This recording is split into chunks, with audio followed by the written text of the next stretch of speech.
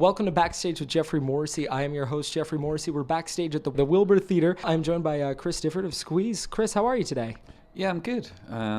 We're sort of coming to the last leg of our marathon tour that's been going since September, so feeling a little fried. Understandable. So I do want to start here. Squeeze has just been one of those musical partnerships that over the years has just gone so incredibly well.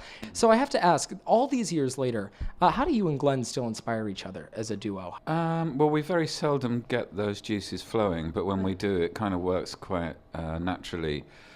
We spend a lot of time apart and then some time together, and I think that gives us the opportunity to grow individually. Whenever we write, we just fall back into the same kind of rhythm as we always have done. And then do you find, as your career has gone on, that you're drawn to different aspects of music, whether that be, you're more into arrangement now, or there's a certain instrument that's grown on you over the years? Is there any aspect that keeps evolving? Well, I listen to a lot more jazz than I used to, but I don't play a jazz instrument, and Glenn is really the instrumentalist in our partnership. I'm more of the lyricist for the most part. Mm-hmm. Well, and that does make some sense because you just released a memoir. Yes. And when you are sort of thinking about writing prose and writing sort of an autobiography, were there any differences that really sort of smacked you right in the face? Like, obviously, I mean, there's a difference there, but was there a nuance that you found to be a little bit challenging with that? No, writing the book was very easy for me. It was letting it go was the difficult bit. Actually putting a full stop at the end of it, because it was interesting to work on, and it's a medium that I'm getting more and more interested in. So yeah, it's different from writing poetry and lyrics, that's for sure. Of course. And then so one of the interesting quotes is that it's very difficult to sort of stop yourself from competing with the past. I believe that you said that around 2015. So I guess, how do you stop yourself from competing with the past while staying true to the sound that you guys have had for so long? Well, I think really just we've written 2 new albums in the last 5 years, and to try and sort of shed light on who we are and where we are now, rather than just sort of wallow in the past, which is what a lot of bands can do, or a lot of people can do. So we found that quite challenging, really, to sort of dig deep and find the right kind of songs for us to work on. The Knowledge is the most recent record, great name and a great record itself. Is there one piece of knowledge that holds, I guess, true for you? Either an adage that you heard way back when, that it's just been something that's always kind of guided you, or any piece of advice or knowledge that you want to pass on? Well, something that I find really difficult to abide by is keeping it simple.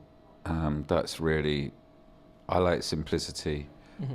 Even, I'm discovering jazz music, but I'm finding the simplicity in it is delightful. The complexity of it is the journey, really. And that's kind of like being in a band. It's a complex lifestyle, but the simplicity is just being yourself within the sound of that band, and not getting too sort of tied up in the challenges that can come your way. So yeah, keeping it simple is my sort of something that I try and mantra every day. Mm-hmm. And in your lyrics, is that a struggle for you, trying to keep it simple and not sort of going over the edge or going into the deep end of things? No, I mean, writing lyrics, I'm very happy to keep it simple. I've got my own style that I've abided to all these years now, and I doubt whether I'll sort of venture too far from that line in the coming years. It's just the way I write. So it's like some people play guitar in a certain way. I write lyrics in a certain way. If it ain't broke, don't fix it. Yeah.